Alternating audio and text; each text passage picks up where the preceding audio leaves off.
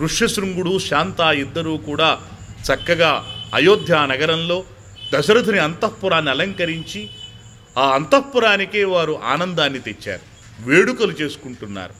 ఇలా కొంతకాలం గడవగానే వసంత ఋతువు వచ్చింది. వసంతే సమనుప్రాప్తే రాజ్ఞో ఇష్టం మనోభవతు. అప్పుడు దశరథ మహారాజు, ఆహా వసంత ఋతువు వచ్చింది, ఈ వసంత ఋతువులో నేను అశ్వమేధ యాగాన్ని చేస్తే బాగుంటుంది అనుకున్నాడు. ఏ మంచి పని చెయ్యాలన్నా, ఒక యజ్ఞము చెయ్యాలన్నా, ఒక గొప్ప గ్రంథం పారాయణ చెయ్యాలన్నా, ఒక పూజ చేసుకోవాలన్నా, ఒక దేవతారాధన చెయ్యాలన్నా, ఒక దేవతా ప్రతిష్ఠ చెయ్యాలన్నా వీటన్నింటికీ కూడా వసంత ఋతువు దివ్యమైన కాలం. అందుకే రామాయణాన్ని కూడా వసంత ఋతువులో ప్రారంభం కాగానే వసంత నవరాత్రాలుగా రామాయణ పారాయణ చేసుకోవటం శ్రేయస్కరమైనది, శ్రేష్టమైనది అని చెప్పి మనకి మహర్షులు చక్కగా ఉపదేశించారు. అందుకే దశరథ మహారాజు కూడా వసంత ఋతువు రాగానే వెంటనే అశ్వమేధ యాగానికి పూనుకున్నాడు, సంకల్పించాడు. అంతేకాదు ఋష్యశృంగుడు తన ఇంటికి వచ్చాడు కాబట్టి అశ్వమేధ యాగాన్ని నిర్వర్తించి వెంటనే పుత్రకామేష్టి యాగాన్ని ఆ ఋష్యశృంగుడి ద్వారా నిర్వర్తించాలనుకున్నాడు. యజ్ఞాయ వరయామాస సంతానార్థం కులస్య వై. తన సంతానం కోసం ఆ సంతానం పొందటానికి చేయవలసినటువంటి పుత్రకామేష్టి యాగాన్ని నిర్వర్తించేటువంటి ప్రధానమైన ఋత్విక్కుగా ఋష్యశృంగుణ్ణి ప్రార్థించాడు. ఆయన ఒప్పుకున్నాడు కాబట్టి ఇక అశ్వమేధ యాగం కోసం ఆ యజ్ఞాశ్వాన్ని విడిచిపెట్టమన్నాడు. యజ్ఞాశ్వాన్ని విడిచిపెట్టడానికి కావలసినటువంటి సమస్త శాంతిక్రియలు కూడా సరయూ నదీ తీరంలో నిర్వర్తించాడు. వెంటనే ఆ యజ్ఞాశ్వాన్ని విడిచిపెట్టారు. ఆ యజ్ఞాశ్వం బయలుదేరింది. దేశంలో ఉన్న అన్ని రాజ్యాలు అది తిరుగుతూ ఉంది. అలా యజ్ఞాశ్వం విడిచిపెట్టిన సంవత్సర కాలం తరువాత మళ్ళీ అది తిరిగి వచ్చింది. పునఃప్రాప్తే వసంతే తు పూర్ణ సంవత్సరోభవత్ ప్రసవార్థం గతో ఇష్టం హయమేధేన వీర్యవాన్. అది తిరిగి రావటానికి సంవత్సర కాలం పట్టింది. ఎక్కడా కూడా ఆ అశ్వమేధ యజ్ఞానికి ఉపయోగించే ఆ అశ్వాన్ని, ఉత్తమాశ్వాన్ని ఏ రాజు కూడా అడ్డగించలేదు. అందరూ కూడా ఆ అశ్వాన్ని పూజించారు. కావలసినటువంటి కట్టవలసిన కప్పాలన్నీ కట్టారు. దశరథ మహారాజుకి మేము సామంతరాజులము అని చెప్పి వాళ్ళు ప్రకటించుకుని దశరథుడికి విధేయులై ఉన్నారు. చివరికి అది లంకానగర పరిపాలకుడైనటువంటి రావణుడు కూడా అడ్డగించలేదు. ఆ సమయంలో అతను ఒక యజ్ఞాన్ని నిర్వర్తిస్తూ దశరథుడు విడిచిపెట్టినటువంటి యజ్ఞాశ్వాన్ని నిరోధించకుండా వదిలివేశాడు. వాడు ఆపినా కూడా, రావణుడు ఆపినా కూడా ఈ అశ్వమేధ యజ్ఞము నిలిచిపోయేది. ఎలా నిలుస్తుంది? భగవత్ సంకల్పం ఇది. అది నిలిచిపోతే పుత్రకామేష్టి యాగం జరగదు. పుత్రకామేష్టి యాగం జరగకపోతే భగవంతుడు అవతరించడు. భగవత్ సంకల్పం అంత గొప్పది. అశ్వమేధ యాగం నిర్వర్తించడానికి దశరథ మహారాజు మళ్ళీ వసంత ఋతువు రాగానే ప్రారంభించాడు. దీనికి కావలసినటువంటి సమస్త సామగ్రిని, ద్రవ్యాలను సమకూర్చారు. వామదేవుడు, వశిష్ఠ మహర్షి, ఆయన శిష్యులందరూ కూడా చక్కటి అద్భుతమైనటువంటి అశ్వమేధ యాగాన్ని సరయూ నదీ తీరంలో నిర్వర్తించారు. దీనికి అంగదేశపు రాజు విచ్చేశాడు, రోమపాదుడు విచ్చేశాడు, కేకయ్య రాజు విచ్చేశాడు. కేకయ్య దేశం నుంచి కాశీరాజు వచ్చాడు. ఇలా సమస్తమైనటువంటి దశరథ మహారాజు మిత్రులైనటువంటి వివిధ దేశాధిపతులందరూ విచ్చేశారు. సుమిత్ర దశరథ మహారాజు భార్యలలో ఒకటైనటువంటి సుమిత్ర అంగదేశపు రాజు కూతురు, మగధ దేశపు రాజు కూతురు. అలాగే అంగదేశపు రాజు రోమపాదుడు విచ్చేశాడు. అలాగే సింధు దేశం నుంచి, అలాగే సౌరాష్ట్ర రాజులు విచ్చేశారు. దక్షిణాపథం నుంచి రాజులు విచ్చేశారు. ఈ విధంగా వీరందరికీ కావలసినటువంటి ఏర్పాట్లన్నీ కూడా దశరథ మహారాజు తన దగ్గర ఉన్న మంత్రులందరినీ పురమాయించి చేయించాడు. వారందరికీ అన్నపానాదులకు కానీ, విచ్చేసినటువంటి పౌరులు కానీ, పల్లెవాసులు ఎవరైనా కొన్ని వేల మంది, లక్షల మంది విచ్చేసినా కూడా వారందరికీ కూడా భోజన సౌకర్యాల్లో కానీ, వసతుల్లో కానీ ఏమాత్రము లోపము లేకుండా చేయమని ఆజ్ఞాపించాడు. విచ్చేసినటువంటి వారందరికీ కూడా చక్కటి దానాలు చేశాడు, లక్షల గోవులు దానాలు చేశాడు, భూములు దానం చేశాడు, బంగారపు ఆభరణాలు లేదనకుండగా దానము చేసి తన కోశాగారమంతా కూడా దానంతో ఉపయోగించాడు అశ్వమేధ యాగంలో. పూర్వకాలంలో యజ్ఞములు ఎందుకు చేసేవాళ్ళు అంటే రాజు యొక్క దాన గుణము ఎటువంటిదో తెలియజేయటం కోసం. అందుకే దశరథుడి కంటే ముందు ఉన్నటువంటి ఒక రాజు రఘుమహారాజు అని ఆయన ఒక గొప్ప యజ్ఞము చేసి తనకున్న సంపదనంతా కూడా దానం చేసేసాడు ఆయన. ఆ యజ్ఞము పేరే విశ్వజిత్ అనే యజ్ఞం. తన కోశాగారము నింపి తన కోశాగారమంతా ముందు నింపాడు. నింపినటువంటి తన కోశాగారమంతా కూడా ఆ విశ్వజిత్ యజ్ఞంలో దానం చేసేసాడు. చివరికి ఏం మిగిలినాయి అంటే ఆ రఘుమహారాజుకి మట్టి పాత్రలు మిగిలినాయి ఇంట్లో. అంత బాగా దానం చేశాడు. అంత గొప్ప దాతలు త్యాగశీలురు ఉన్నటువంటి వంశం ఇక్ష్వాకు వంశం. అందుకే దశరథ మహారాజు కూడా అశ్వమేధ యాగంలో గొప్ప దానాలు చేశాడు. అధ సంవత్సరే పూర్ణే తస్మిన్ ప్రాప్తే తురంగమే సరైవాశ్చోత్తరే తీరే రాజ్ఞో యజ్ఞోభ్యవర్తత. ఆ విధంగా ఆ యజ్ఞాశ్వం వచ్చిన తరువాత ఆ యజ్ఞాశ్వంతో సమస్తమైన రాజుల సమక్షంలో సమస్తమైనటువంటి ప్రజల సమక్షంలో అశ్వమేధ యాగం నిర్వర్తించాడు. ఆ క్రతువుని సమాప్తం చేసి వెంటనే ఋష్యశృంగుడు అనేటువంటి ఆ ఋత్విక్ వరుణ్ణి ఋషిశ్రేష్ఠుణ్ణి ప్రార్థించాడు.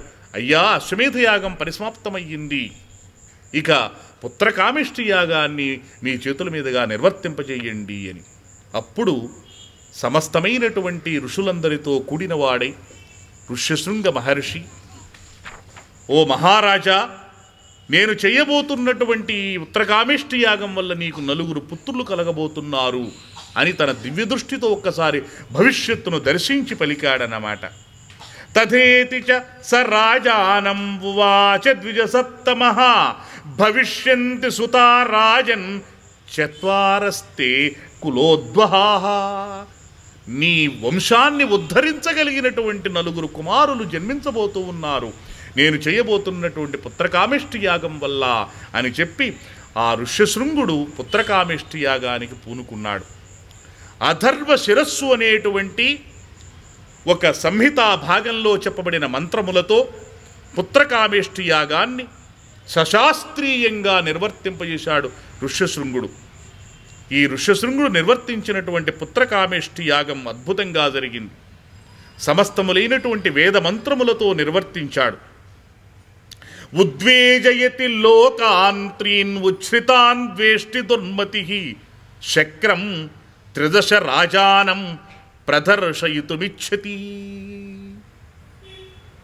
ఈ పుత్రకామిష్టి యాగంలో ఆహుతులు పడుతున్నాయి. అట్లా ఆహుతులు వేస్తూ ఉన్నారు. ఒక్కొక్క దేవతను ఆవాహన చేస్తూ ఉన్నారు. దేవతలందరూ ఈ ఆహుతుల్ని ఈ హవిస్సుని స్వీకరించటానికి ఒక చోట చేరారు. ఒక సదస్సు పెట్టుకున్నారు. అందరూ ఒక చోట కూర్చున్నారు. వరుణుడు వచ్చాడు, ఇంద్రుడు వచ్చాడు, యముడు వచ్చాడు, ఈశానుడు వచ్చాడు, కుబేరుడు వచ్చాడు. సమస్త దిక్పాలకులు సమస్తము దేవతలందరూ కూడా పరివేష్టించి ఉన్నారు. వీరందరూ కూడా అదృశ్య రూపంలో ఉన్నారు. ఒక యజ్ఞం జరుగుతూ ఉంటే ఆ యజ్ఞములో వేయబడిన ఆహుతుల్ని అగ్నిదేవుడు ముందు స్వీకరిస్తాడు. అగ్నిదేవుడి ద్వారా దేవతలందరూ కూడా మనం వేసే ఆహుతుల హవిస్సుని వాళ్ళు స్వీకరిస్తారు. అంటే ఎటువంటి వాడు అగ్నిదేవుడు? ఒక పోస్ట్ మ్యాన్ లాంటి వాడు. అంతేగాని మనం దేవతలు పిలవగానే వెంటనే వచ్చి వాళ్ళు చేయి జాపరు. అగ్ని ద్వారా వాళ్ళకు వెళ్ళాలన్నమాట. కాబట్టి అగ్ని వీళ్ళందరికీ మధ్యస్థుడైనటువంటి వాడు, మధ్యవర్తి వాడు. అందువల్ల ముందు అగ్నిదేవుడి ద్వారా మనం పంపిస్తాం. అలా ఆ పుత్రకామిష్టి యాగంలో అగ్నిభట్టారకుడి ద్వారా హవిస్సులు స్వీకరించడానికి వచ్చిన దేవతలందరూ కూడా ఒక చోట సమావేశమయ్యారు. బ్రహ్మ ఆ దేవతలందరితో కూడా అక్కడ మాట్లాడుతున్నాడు. అప్పుడు దేవతలందరూ బ్రహ్మతో అన్నారు, మహానుభావ, నువ్వు వరాలు ఇచ్చావు రావణుడనేటువంటి వాడికి. వాడు సమస్తమైనటువంటి లోకాలను పీడిస్తూ ఉన్నాడు. అటువంటి ఆ రావణుణ్ణి తుదముట్టించేటువంటి మార్గం ఏదైనా ఉంటే ఆలోచించు అన్నారు. ఎందుకంటే వీళ్ళందరూ కూడా ఒక చోట చేరేది ఇటువంటి సమయంలోనే, కాబట్టి ఇప్పుడే వాళ్ళు అన్నీ మాట్లాడుకోవాలి. ముల్లోక వార్తలు ఇప్పుడే వస్తాయి. అందుకని అన్నారన్నమాట. వెంటనే బ్రహ్మదేవుడు అన్నాడు, నిజమే, అయితే వాడు కోరిన వరాల ప్రకారం వాడిని మనం వధించాలి, తుదముట్టించాలి. వాడు అడిగిన వరములోనే ఒక చిన్న లోపం కూడా ఉంది. వాడు అజ్ఞానంతో మాయావృతుడై మాయా బలం వల్ల వాడు వరంలో ఒక చిన్న తప్పు చేశాడు నన్ను వరం అడిగేటప్పుడు. ఏమిటి అంటే, దేవతలందరి వల్ల తనకి మరణము లేనట్లుగా వరం కోరుకున్నాడు. గంధర్వుల వల్ల మరణము లేకుండగా, యక్షుల వల్ల, పన్నగుల వల్ల అంటే సర్పరాజుల వల్ల, పక్షిరాజుల వల్ల, ఇలా అందరి వల్ల వాడు మరణం లేకుండగా వరం కోరాడు. కానీ మానవుల వల్ల మరణం లేకుండా వరం కోరుకోలేదు వాడు. ఎందుకు అంటే మానవుల్ని వాడు అంత అల్పులుగా భావించాడు. కాబట్టి ఇంతమంది నన్ను చంపలేకపోతే, యక్ష గంధర్వ కిన్నర కింపురుషాదులు వీరందరూ నన్ను చంపలేకపోతే ఈ మానవులు ఏం చేస్తారు మన్ని అనే ఒక అహంకారపూరితమైన భావనతో వాడు మానవుల వల్ల తనకి మరణము లేకుండా ఉండేటట్లుగా కూడా తాను అడిగినటువంటి ఆ క్రమంలో ఆ లిస్టులో మానవుల్ని చేర్చుకోలేవాడు. ఇది మనకి ఇప్పుడు ఒక గొప్ప అవకాశం అన్నాడు బ్రహ్మదేవుడు. నాకీర్తయదవజ్ఞానాత్, వాడు మానవుల పట్ల వాడికి ఉన్న చిన్న చూపు వల్ల తద్రక్షో మానుషాంస్తదా, వాడు వరం అడిగేటప్పుడు మానవుల్ని వాడు మినహాయించి అడిగాడు. తస్మాత్ స మానుషాద్వధ్యో, అందువల్ల వాడు మానవుడి వల్లనే వధించదగిన వాడయ్యాడు. మృత్యుర్నాన్యోస్య విద్యతే, కాబట్టి వాడికి మానవుడి వల్ల తప్ప మృత్యువు వేరొక రకంగా లేదు అన్నాడు బ్రహ్మదేవుడు. రావణుడికి వరమిచ్చింది బ్రహ్మదేవుడి, రావణుణ్ణి బలవంతుడుగా చేసింది బ్రహ్మదేవుడి. ఇప్పుడు ఆ రావణుణ్ణే సంహరించడానికి ఉపాయాన్ని కూడా ఆయనకి చెప్పాడు. ఎందుకంటే ఇచ్చినవాడు ఆయన కాబట్టి ఉపాయం కూడా ఆయనే చెప్పగలడు. దేవతలందరికీ కొంత ఊరట కలిగింది. ఇంతలో సాక్షాత్తుగా శ్రీ మహావిష్ణువు అక్కడికి విచ్చేశాడు ఆ యజ్ఞము జరిగే ప్రాంతానికి. అందరూ విష్ణువుని ప్రార్థించారు, స్తుతించారు. ఏతస్మిన్నంతరే విష్ణు ఉపయాతో మహాద్యుతి శంఖచక్ర గదాపాణి పీతవాసా జగత్పతి. శంఖచక్ర గదాధరుడై విచ్చేశాడు ఆయన. ఆయన చూడగానే దేవతలందరూ కూడా పరవశించిపోయారు. ఆయన్ని స్తోత్రాలు చేశారు. చేసి, మహానుభావ, ఏమిటి మాకొచ్చిన ఈ ఇక్కట్లన్నీ ఎలా తీరతాయి అని అడిగారు. బ్రహ్మదేవుడు వారందరికీ నాయకుడుగా నిలిచి దేవతల యొక్క బాధలు పోగొట్టడానికి ఉపాయం చెప్పమన్నాడు. అప్పుడు విష్ణుమూర్తి అన్నాడు, దేవదేవుడు వాళ్ళందరితో, నాయనలారా, మీ కష్టాలు తీరబోతున్నాయి. ఎందుకంటే ధర్మజ్ఞస్య వదాన్యస్య రాజ్ఞో దశరథస్య త్వం అయోధ్యాధిపతే ప్రభో త్వాం నియోక్ష్యామహే విష్ణో లోకానాం హితకామ్యయా. ఆయన మీ ఇక్కట్లన్నీ తీరబోతున్నాయి అనగానే వెంటనే దేవతలందరి మనస్సుల్లో ఒక ఆలోచన తగిలింది. శ్రీ మహావిష్ణువుని దశరథ మహారాజుకి పుత్రుడుగా జన్మించమని కోరితే బాగుంటుంది, మానవుడుగా జన్మిస్తే బాగుంటుంది. అదిగో ఆ ఆలోచనని ఆయన ముందు ఉంచారు. ఓ దేవదేవా, నువ్వే ఈ భూలోకం మీద ఈ దశరథుని యొక్క పుత్రుడిగా నువ్వు అవతరించు అని. ఈ అయోధ్యాధిపతికి పుత్రుడుగా జన్మించు. అతని భార్యలు 3 ఉన్నారు. హ్రీ శ్రీ కీర్తి అనేటువంటి అద్భుతమైనటువంటి ఈ గుణములకు ప్రతీకలుగా వారు 3 ఉన్నారు. విష్ణో పుత్రత్వమాగచ్చ, అదిగో ఆ దశరథ మహారాజుకి పుత్రుడుగా నువ్వు రా ఈ భూలోకం మీదకి. ఆత్మానం చతుర్విధం ఈ ముగ్గురు భార్యల యందు కూడా నిన్ను నీవు 4 భాగములుగా 4 అంశాలుగా చేసుకుని రావలసినది. అబద్ధ్యం దైవతైః విష్ణో సమరే జహి రావణం. నువ్వు యుద్ధరంగంలో నిలబడి ఆ రావణుణ్ణి నువ్వు చంపవలసినది అని వాళ్ళందరూ కూడా ముక్త కంఠంతో శ్రీ మహావిష్ణువుని కోరారు. వెంటనే దేవదేవుడు వాళ్ళందరికీ కూడా అభయమిచ్చి, మీరు భయం విడిచిపెట్టండి, లోకహితార్థం రావణుని సంహారార్థం నేను అవతరిస్తాను.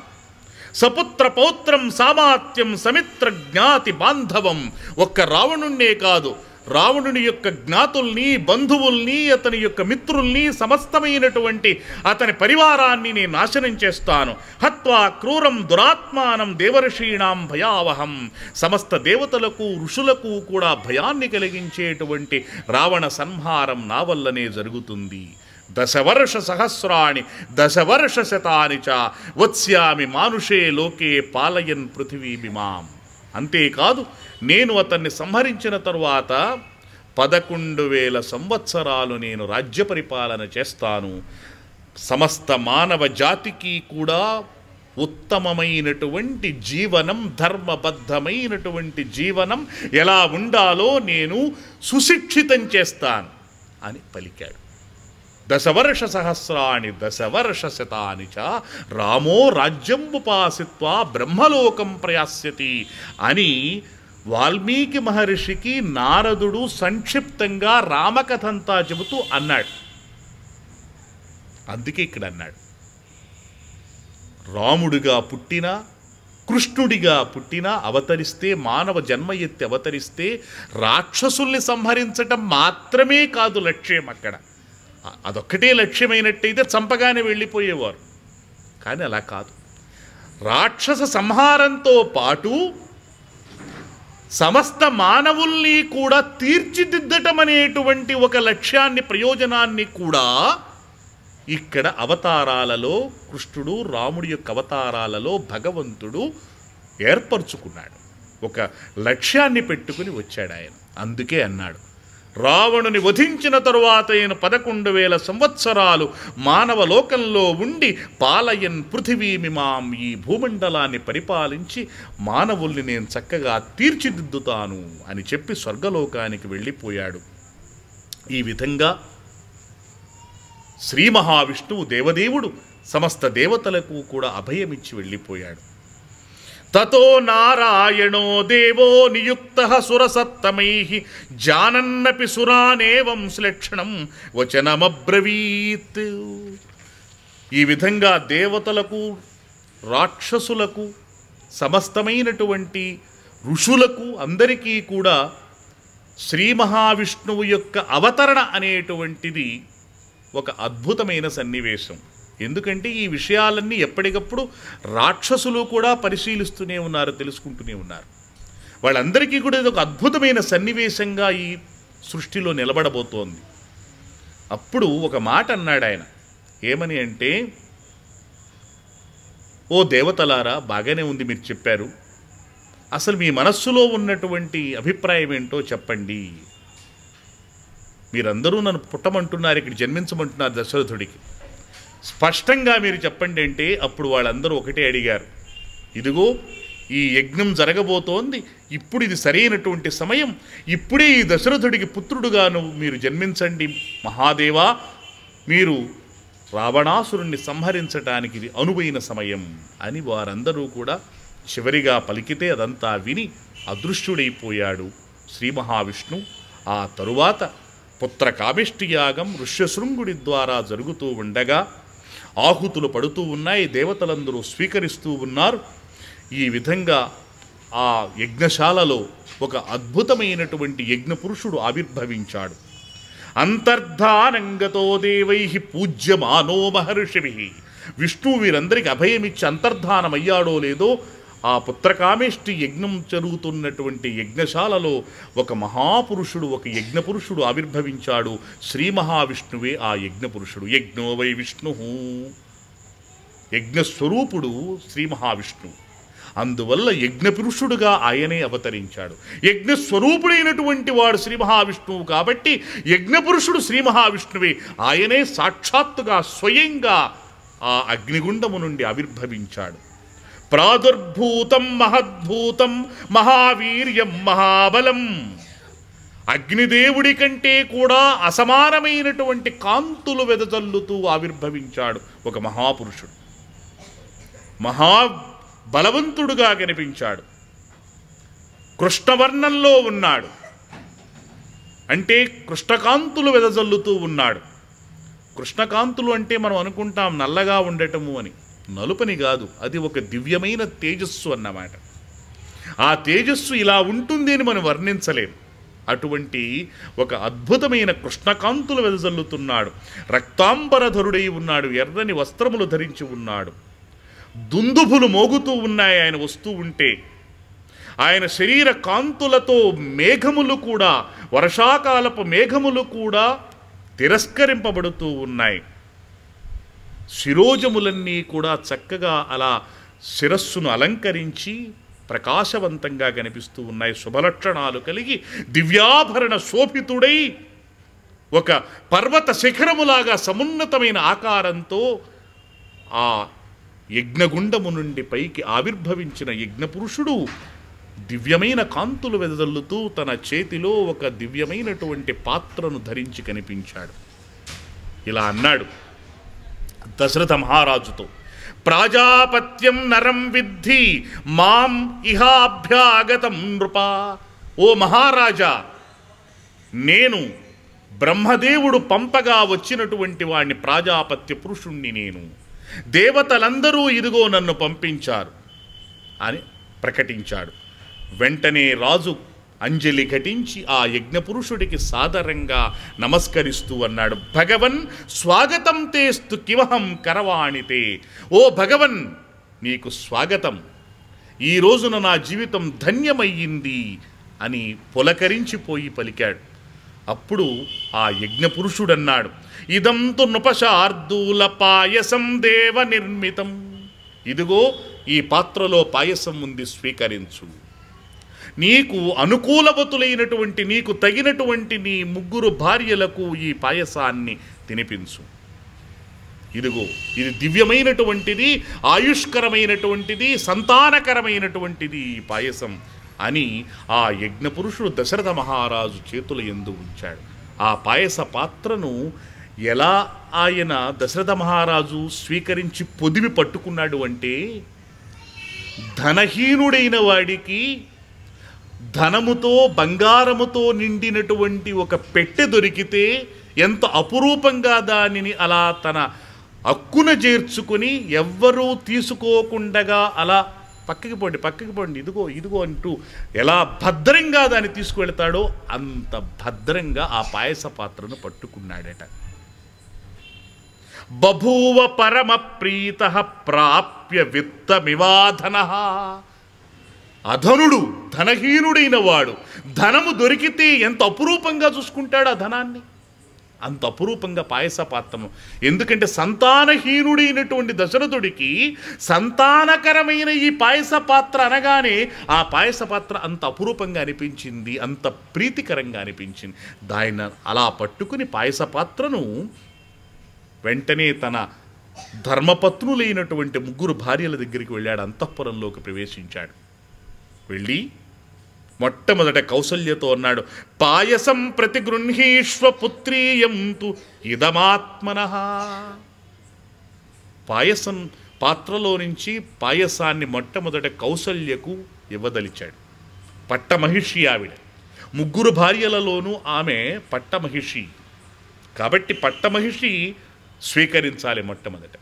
అందుకని పట్టమహిషి అయిన కౌసల్యాదేవికి ఆ పాయసంలో సగభాగాన్ని ఇచ్చాడు. పాయసార్థం దదౌ తదా కౌసల్యాయై నరపతి పాయసార్థం దదౌ తదా. తనకు ఇచ్చినటువంటి పాయసంలో సగభాగం తీసి కౌసల్యకు ఇచ్చాడు. ఆమె అపురూపంగా స్వీకరించింది. ఆ తరువాత ఆ పాయసంలో సగం మిగిలింది, దాన్ని మళ్ళీ సగం చేశాడు. చేసి అంటే మొత్తం పాయసంలో అది 4వ భాగం పావు అన్నమాట.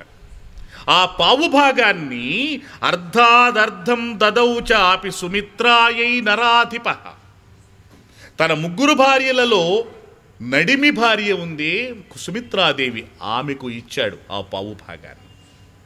ఇంకా పావు మిగిలింది, కైకేయి మిగిలింది, ఆవిడికి ఇవ్వాలి.